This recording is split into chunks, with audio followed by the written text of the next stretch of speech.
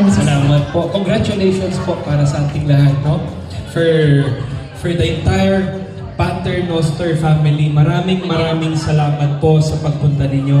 Thank you for making time and thank you for giving your time to watch our film, Pater Noster.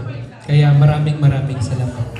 And of course, we wanna know, gusto mo bang sagutin muna yung we love you? Oo nga eh. I love you too.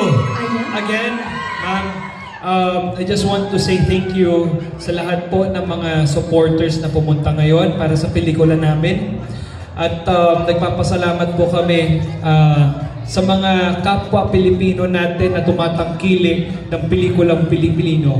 Kaya maraming salamat, Our Nation family. Tita Long's group, family, maraming salamat at sa lahat po ng mga kababayan natin na nandito ngayon na nagbigay ng oras para panoorin ang pelikulang ito. Ano ba ang aabangan ng lahat kay Aaron Villaflor sa Pater Noster? Okay. Just to tour you regarding our narrative of the story, it's an absence of fatherly guidance.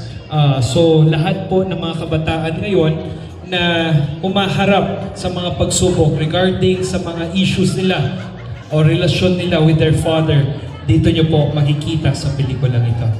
Ayan, naabangan talaga natin ang Pater Noster again, March 25 na po yan. Yes, ma'am. Congratulations. Let's have your photos taken. Solo photo op muna. Congrats sa'yo. Ayan, sige. After congratulating everyone on the team,